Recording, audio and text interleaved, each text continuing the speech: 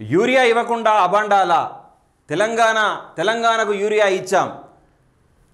మన తెలంగాణ వ్యవసాయ శాఖ మంత్రి ఏమో తుమ్మల నాగేశ్వరరావు గారేమో మరి యూరియా ఇస్తలేరు, ఇవ్వకుండా ఇచ్చినామని అబాండాలు వేస్తుర్రు అని చెప్పేసి ఆయన అంటుండు.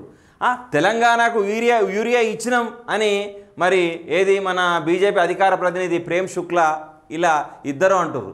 ఏది ఏమైనా సరే కానీ ఇక్కడ బాగా నష్టపోయేది మాత్రం రైతులు బాగా నష్టపోతుర్రు.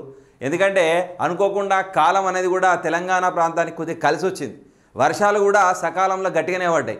పడుట్ల రైతులందరూ కూడా వెంటనే వ్యవసాయంలో పనులు నిమగ్నమే ఉన్నారు. వాళ్ళకి తగినంత యూరియా అందిస్తే వాళ్ళ పనిలో వాళ్ళు ఉంటారు. కానీ బార్లు తీనటువంటి లైన్లు ఉన్నాయి, చాలా ఇబ్బందులు పడుతుర్రు.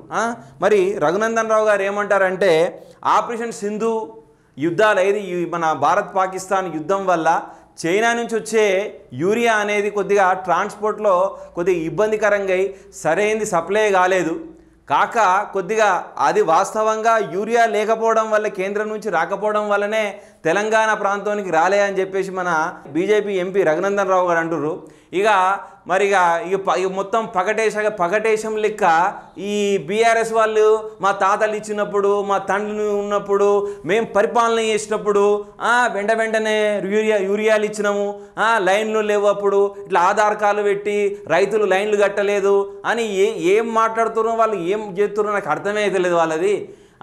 అప్పుడు బీఆర్ఎస్ ప్రభుత్వం ఉన్నప్పుడు బీజేపీ ఇచ్చింది, ఇప్పుడు కాంగ్రెస్ గవర్నమెంట్ స్టేట్ గవర్నమెంట్లు ఉన్నప్పుడు కూడా ఇప్పుడు బీజేపీ ఇస్తుంది. అప్పుడు బీజేపీ ఇచ్చింది, ఇప్పుడు అదే ఇచ్చింది. కానీ అక్కడ సరైన సప్లై లేక ప్రాబ్లం వల్ల అది ఇవ్వలేకపోయినాం.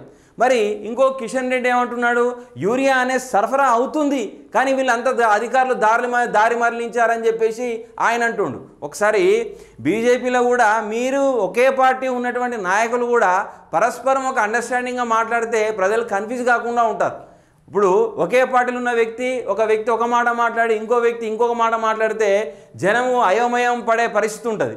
ఆ విధంగా దాదాపు రాష్ట్రంలో ఈ యొక్క యూరియాని ఏం చేస్తున్నారంటే వాళ్ళ స్వలాభానికి వాడుకుంటున్నారు అంతే.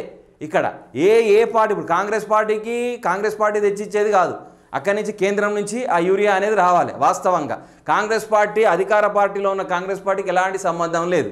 మరి బీఆర్ఎస్ పార్టీ తప్పుపడడానికి కూడా అవకాశం కూడా లేదు.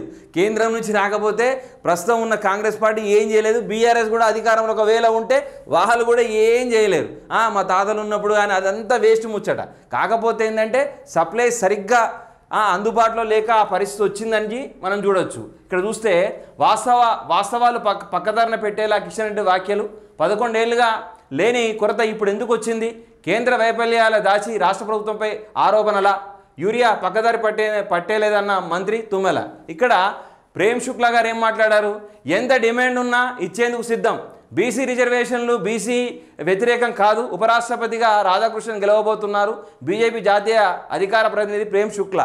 అంటే ఇక్కడ ప్రేమ్ శుక్లా గారు కూడా అన్నారు, ఏది ఏమైనా సరే 100% అన్ని రాష్ట్రాలకు వ్యవసాయ ఆధారితంగా ఉన్న రాష్ట్రాలకు యూరియా అనేది సప్లై చేసే బాధ్యత కేంద్రానికి ఉంది. అలా ఎలాంటి కన్ఫ్యూజ్ కావద్దని కూడా చెప్పారు. కాకపోతే రైతులు కొద్దిగా సంయమనం పాటించండి. ఇప్పుడు ఇక్కడ అధికారంలో ఉన్న కాంగ్రెస్ పార్టీ తప్పు కాదు, కేంద్రంలో ఉన్న బీజేపీ పార్టీ కూడా తప్పు కాదు. ఇక్కడ ఓవరాల్గా మనకు తెలిసింది ఏంటంటే కొద్దిగా మన ట్రాన్స్పోర్ట్లో కొద్దిగా జాప్యం వల్ల యూరియా సప్లై అనేది వివిధ రాష్ట్రాలకు కొద్దిగా నెమ్మదిగా వచ్చే అవకాశం ఉంది.